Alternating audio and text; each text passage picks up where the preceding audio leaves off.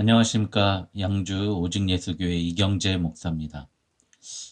오늘 마틴 로이드 존스 목사님이 쓰신 영적 침체, 오늘 그 세 번째 시간입니다. 오늘은 제3장 나무 같은 것들이 걸어가는 것이라는 제목 가지고 말씀 나누겠습니다. 오늘 요점은 그겁니다. 우리가 신앙생활에서 과연 확신이 있는가, 내가 밝히 보고 걸어가고 있는가, 이거에 대한 이 문제에서 영적 침체가 비롯된다는 거죠. 제대로 보지 못하면서도 보는 척하는 것. 그리고 제대로 보이는데도 삶의 세상의 그런 문제에 봉착하면서 좌절하고 쓰러지는 것. 이런 문제들이 영적 침체에 대한 원인이라는 겁니다. 오늘 먼저 본문부터 먼저 제가 봉독해 드리겠습니다. 마가복음 8장 22절부터 26절. 베세다의 이름에 사람들이 맹인 한 사람을 데리고 예수께 나와 손대시기를 구하거늘 예수께서 맹인의 손을 붙잡으시고 마을 밖으로 데리고 나가서 눈에 침을 뱉으시며 그에게 안수하시고 무엇이 보이느냐 물으시니 쳐다보며 이르되 사람들이 보이나이다. 나무 같은 것들이 걸어가는 것을 보이나이다 하거늘 이에 그 눈에 다시 안수하심에 그가 주목하여 보더니 나아서 모든 것을 밝히 보는지라. 예수께서 그 사람을 집으로 보내심에 이르시되 마을에는 들어가지 말라 하시니라. 아멘. 현대 교회가 이렇게 별 볼 일 없는 곳이 되어버린 이유가 침체에 빠진 그리스도인이라는 데 있다는 게 로이드 존스 목사님의 주장입니다. 매일 그리스도인답게 살거나 행동하거나 증언하지 못하는 탓에 교회는 별 볼 일 없는 곳이 되어버렸고 예수 그리스도를 통해서 하나님께 나오는 사람들이 희귀해졌다는 거죠. 가장 절박한 이 한 가지 이유 때문이라도 침체의 문제를 다룰 필요가 있습니다. 오늘 이 말씀은 예수님께서 맹인의 손을 붙잡고 밖으로 나아가셨어요. 그래서 눈에 침을 뱉고 안수하신 후에 무엇이 보이냐고 물으셨을 때 그는 사람들이 보이나이다. 나무와 같은 것들이 걸어가는 것이 보이나이다 라고 대답했습니다.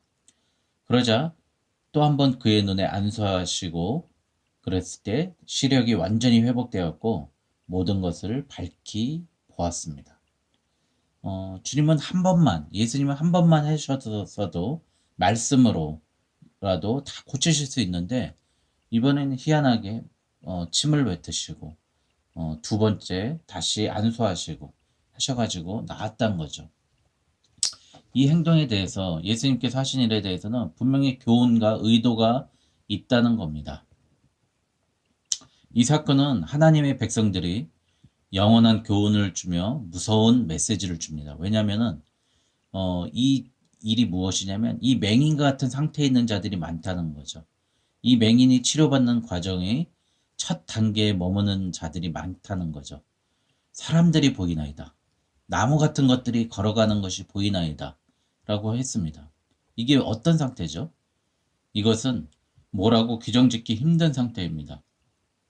그 사람이 더 이상 맹인이라고 할 수는 없습니다.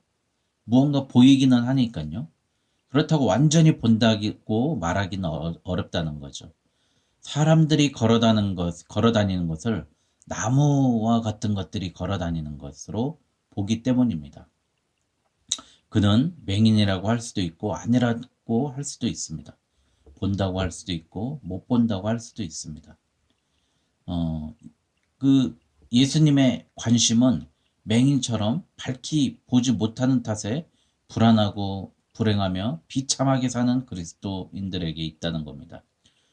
그들은 그리스도인인지 아닌지 명확하게 규정짓기가 어렵다는 거죠. 말 그대로 정체성에 혼란을 느끼는 그리스도인에 대해서 오늘 예수님이 말씀하시는 겁니다. 어떻게 보면 그리스도인이 맞아, 저 사람은. 그러다가도 다시 만나 살펴보면 저런 말과 행동을 하는 거 보니 그리스도인일 리가 없어라는 의심이 들 수가 있다는 거죠.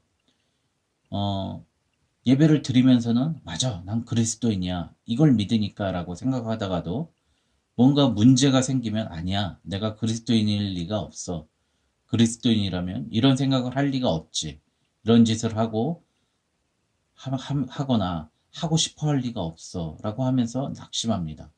이 정체성의 혼란, 이게 크다는 거죠. 이 말씀이 어디 있죠? 계시록 3장 15절에 보면, 요한계시록, 차지도 아니하고 뜨겁지도 아니하면 어떠한다 하죠? 토해내리라 말씀하시잖아요. 이런 상태에 머물러 있는 사람들이 많다는 겁니다. 우리가 이런 사람들의 문제에 대해서 한번 원인을 한번 그래서 찾아보도록 하겠습니다. 이들이 명확하게 이해하지 못하는 원리들이 있어요. 이 사람들이 첫 번째 원인은 그리스도가 구주라는 사실은 압니다. 근데 이들은 그리스도가 어떻게 나의 구주가 되셨는지 모른다는 거예요. 그리스도는 일반적으로 어떤 큰 개념에서 나를 구원해 주실 사람이라는 거, 예수님은 나를 구원해 주실 사람이라는 건 알지만 그의 죽음이 절대적으로 나에게 무엇이 필요한지는 명확히 모르는 거예요. 내가 다시 태어났다는 교리도 명확하게 모른다는 거죠. 그에 대해서 완전히 혼동하고 있다는 거죠. 예수 그리스도가 나를 위해서 어떻게 죽으셨는가, 왜 죽으셨는가 이유를 알지 못하면 중생에 내가 거듭남의 필요성도 알지 못한다는 거죠. 그렇게 되면은 자기 삶에 불만을 느낀다는 거죠. 그래서 첫 번째, 그리스도가 구주라는 사실을 알지만 나와 어떤 관계에 있기 때문에 나를 위해서 돌아가셨는지 죽으셨는지 그 죽음의 이유를 알지 못한다는 것. 그럼에도 그들은 여전히 그리스도는 구주야 라고 고백을 하지만 보지 못하는 단계에 있다는 겁니다. 이것이 첫 번째예요. 두 번째, 그들은 마음을 완전히 바친다는 것이 무엇인지 명확히 알지 못합니다. 많은 사실들을 보고 알지만 기독교와 그리스도의 신분에 대해서 행복을 찾지 못한다는 거죠. 어느 정도 산상수훈이나 이런 말씀 보면서 감동은 받아요. 그러나 진정한 기쁨은 찾지 못합니다. 행복을 느끼지 못해요. 신앙생활 하면서. 다른 데서 기쁨을 찾습니다. 신앙에 완전히 마음을 바치지 못한다는 거죠. 또 원인이 보면 세 번째, 의지가 분열되어 있다는 거예요. 이게 좀 반항적이라는 건데요. 그리스도인이라고 해서 왜 무엇은 해야 하고 무엇은 하지 말아야 하는지 납득하지 못하는 거예요.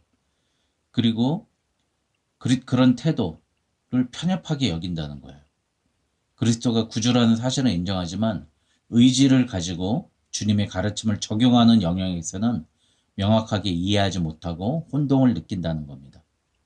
매번 따지고 들면서 과연 그것이 옳은가라고 묻는 거예요. 순순히 자신의 의지를 하나님께 맡기지 않는 거예요. 이런 사람들은 정말 주님이 답답해 하시면서 절차적으로 시력을 회복하는 사람들이라는 거죠. 대체적으로 이랬던 사람들의 예수님 제자 중에 베드로가 이런 사람이었었죠.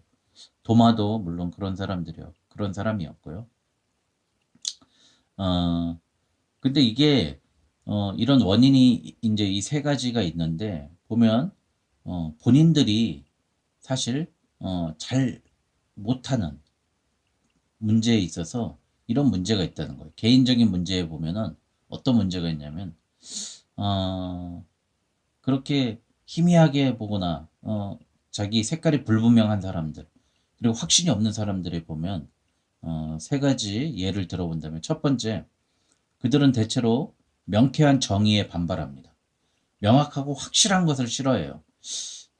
하겠다고 얘기하는 것도 아니고 하기지 않겠다고 얘기하는 것도 아니고 이럴 때 참 답답하죠. 명확한 생각과 정의에는 항상 요구가 따르기 때문입니다. 사람들이 가톨릭의 매력을 느끼는 것도 그리 놀랄 일이 아니라는 거죠. 막연하지 않습니까? 불확실한 종교예요. 그런 종교일수록 사람들이 편하게 해줍니다. 그러나 결단을 요구하는 성경의 명쾌한 진리를 보면 불편한 것이 너무 많다는 거죠. 그래서 그런 사람들은 우리 기독교인들한테 이렇게 얘기하죠. 당신은 너무 정확하고 율법적입니다. 그래요. 전 그런 게 싫어요. 기독교는 믿지만 당신이 말하는 개념들은 너무 경직되고 편협해요. 라고 이야기하는 거죠. 그러니까 그리스도인이라고 하면서도 명쾌하고 정확한 정의, 그리고 하나님이 해야 될 것과 하지 말아야 될 것에 대한 결단 이야기할 때 그거에 대해 반발을 한다는 거죠. 우리 마음속에 이런 게 참 많지 않습니까? 또 두 번째, 성경의 가르침과 권위를 온전히 받아들이지 않습니다. 이게 가장 큰 원인이라고 로이드 존스 목사님은 생각한다는 거죠. 어린아이처럼 성경으로 나아가 액면 그대로 받아들이기만 해도 성경이 우리에게 말할 수 있도록 허락하기만 해도 이런 문제가 생기지 않는데 이런 사람들은 영적인 진리에 자기 생각을 뒤섞어 버립니다. 그러니까 섞어 버린다는 거죠. 내 생각을. 치명적으로 잘못된 생각을 하는 거죠. 왜냐하면 말씀을 자기 스스로 수정해 버린다는 문제에 빠지는 거죠. 성경이 사상을 받아들인다고 하면서도 옛 생활에 속한 다른 사상과 철학을 끌어오는 거죠. 그러면서 이런 생각을 이렇게 얘기하죠. 너무 지나치게 나아가면 안 돼. 너무 깊이 빠지면 안 돼. 라고 주장하는 거죠. 뭐 이렇게 얘기할 수도 있죠. 이런 사람들이 상황이 바뀌었습니다. 지금은 2000년 전하고 달라요. 지금은 21세기에 살고 있어요. 라고 말할 수 있다는 거죠. 이런 식으로 그러니까 피해 간다는 거예요. 성경의 권위와 성경의 가르침을 자기 생각과 자기 철학과 섞어가면서 그리고 현 시대의 풍조와 섞어가면서 피해가는 거죠. 세 번째는 예외 없이 교리에 무관심하다는 거죠. 이 사람들은 교리에 별로 관심이 없다고 얘기해요. 아, 교리는 딱딱해. 이렇게 뭐 성경 예화는 좋고 목사님 말씀은 좋지만 교리는 싫다고 이야기합니다. 그런데 성경의 목적이 뭐죠? 바로 교리, 기독교의 가르침을 제시하는 게 성경의 목적 아닙니까? 진리로 인도하지 못하는 성경의 예화나 성경 강해가 무슨 가치가 있냐고 비판합니다. 교리는 왜 근데 사람들이 싫어하느냐? 교리는 내 마음에 상처를 주며 초점을 맞추게 해요. 포커스를 맞춘다는 거죠. 하나님께. 그래서 우리 교회도 교리 공부를 하고 있지만 교리에 중점을 맞춰서 가야 된다는 거죠. 성경은 결단의 압박감을 느끼지 않아도 됩니다. 그냥 성경 읽는 거는 아 그래 좋은 말씀 그렇게 편하게 읽을 수 있지만 교리는 우리 자신에게 직접 말을 걸며 나를 살펴볼 수 있게 하게 된다는 거죠. 그러나 교리는 우리에게 직접 말을 걸며 결단을 촉구한다는 거죠. 교리는 진리라는 거죠. 우리를 점검하고 시험합니다. 스스로 자신을 점검하게 만든다는 거죠. 마지막 원인에 대해서 개인적인 잘못되는 원인에 대해서 성경 교리 순서를 바르게 이해하지 못하는 것들도 있다는 거죠. 중생의 거듭남의 교리를 속죄의 교리, 내가 죄인으로서 하나님께 용서받았다는 교리보다 앞세우면 혼동에 빠진다는 거예요. 아, 난 거듭났어. 천국 가. 이렇게 이야기한다는 거죠. 그 전에 뭐죠, 우리는? 지난주에 제가 설교도 했었는데, 내가 죄인이라는 걸 시인하는 거예요. 그래서 내가 중생하고 난 새 생명을 가졌어. 그거부터 시작하게 되면 엉뚱한 길로 빠지고 비참하게 된다는 거죠. 나는 왜 거듭났는데? 난 새 생명 얻었는데 왜 계속 죄인이지? 이렇게 비참해지게 된다는 거죠. 교리는 항상 바른 순서로 이해해야 된다는 겁니다. 이게 뭐냐면 생각하지 않는데 문제가 있다는 거예요. 우리가 신앙은 감정, 이성, 지성, 의지 이런 게 다 합쳐져서 하나의 인격과 신앙이 되는 건데 이런 이성적인 부분, 의지 그리고 이런 부분에 대해서도 깊이 생각해 봐야 된다는 거예요. 그냥 감정적으로 아멘 아멘 해서 되는 게 아니라 내가 정말 어디서부터 시작해야 되는가. 그 시작이 뭐라고요? 속죄의 교리부터 시작해야 된다는 거죠. 제대로 생각하기 거부하는 자들, 배우기 싫어하는 자들, 여러 가지 이유로 자기 자신을 방어하기 위해서 가르침을 잘 받지 않는 자들이 이런 부류에 속한다는 거죠. 그래서 이런 여러 가지 문제점과 원인을 살펴봤잖아요. 그러면 이런 원인과 문제점을 치료할 수 있는 방법은 무엇일까요? 여기서는 두 가지 제시하는데요. 첫 번째, 무엇보다 눈이 다 보인다고 성급하게 주장하면 안 된다는 거죠. 무슨 말씀이죠, 이게? 여기 나오는 맹인처럼 나무와 같은 것이 걸어가는 것이 보인다라고 솔직히 이야기해요.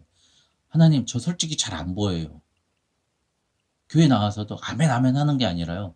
아, 이거 잘 이해 안 돼요. 라고 이야기하는 겁니다.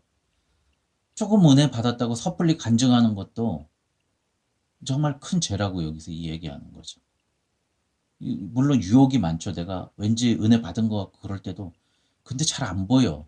안 보인다고 이야기한다는 거죠. 사람들을 걸어다니는 나무로 묘사하는 것. 예? 이렇게 무엇보다도 성급하게 내가 다 보인다라고 이야기해서는 안 돼요. 잘 안 보이면서. 두 번째는 아까 얘기한 거 정반대인데 밝게 보이지 않는데도 보인다고 외치는 것이 있었다면 두 번째는요. 보이지 않는데도 보인다고. 두 번째 유혹은 완전히 절망에 빠져갖고 더 해봐야 소용없어. 주님이 내 눈에 침을 뱉고 만져주셔서 어느 정도는 보이게 됐지만 그래봐야 사람이 걸어다니는 나무처럼 보이는 정도인 걸. 저는 왜 보이지 않을까요? 모든 게 절망입니다. 이러면서 절망적인 사람이 있다는 거죠. 어떤 사람은 앞에 말하는 사람은 어떤 사람이죠? 조금 받았는데 많이 받은 척하는 사람이고 두 번째 사람은 다 보이는데도 자꾸 절망에 빠지는 거예요. 안 보인다, 안 보인다, 안 보인다 하면서 자신감이 없는 거죠. 이거는 마귀들이 많은 거짓을 주면서 거짓말로 낙심을 시킨다는 겁니다. 이런 마귀의 말을 들으면 안 된다는 거죠. 그러면 이제 이 모든 치료법에 대해서 이 결론이 뭐죠? 결론은 바로 무엇보다 우리는 정직해져야 된다는 거죠. 주님의 질문에 진실하고 정직하게 대답하는 것입니다. 예수님이 맹인에게 물으셨어요. 마땅히 보여야 할 만큼 보이느냐? 그는 아주 정직하게 대답했습니다. 보입니다. 하지만 사람이 걸어다니는 나무처럼 보이는데요. 이 사람이 구한 것은 바로 철저한 정직성이었습니다. 이제 우리에게 한번 질문을 던져봅시다. 우리는 지금 어떤 단계에 있죠? 잘 보이십니까? 확실히 진리를 보고 계십니까? 예수 그리스도가 나를 위해서 죽으신 게 보이시고 나의 길이 보이십니까? 이게 바로 오늘 루이즈 존스 목사님의 설교의 목적입니다. 우리는 지금 어떤 단계에 있는지 물어봐야 됩니다. 밝게 보입니까? 만족스럽습니까? 앞이 잘 보입니까? 나 자신의 상태를 파악해야 됩니다. 그리스도를 알고 있습니까? 우리의 구주라는 사실뿐만 아니라 그분의 인격적으로 알고 있습니까? 말할 수 없는 영광스러운 즐거움으로 주님을 기뻐하고 있습니까? 질문해야 됩니다. 철저하게 자기 자신에게 질문하고 대답해야 됩니다. 그 다음으로 해야 될 일이 무엇일까요? 마지막 단계는 그리스도께 굴복하는 겁니다. 이 맹인이 두 번째 예수께서 치료하고자 할 때 완전히 굴복했다는 거예요. 예수님의 치료를 즐거이 받아들였다는 거예요. 여러분들 하나님의 말씀 앞으로 나아가십시오. 이게 치료의 방법입니다. 이제 의문은 그만 제기하시고요. 내 생각 그만 제기하시고 하나님의 약속에서 출발하되 바른 순서로 출발하십시오. 어떤 대가를 치르든 진리를 보고 싶습니다. 나의 길을 가고 싶습니다. 하래십시오. 자신을 진리 아래 묶어버리십시오. 진리에 굴복하십시오. 어린아이처럼 엎드린 채 선명하게. 그럴 때 주님은 그 소경을 밝히 보게 되었다는 거죠.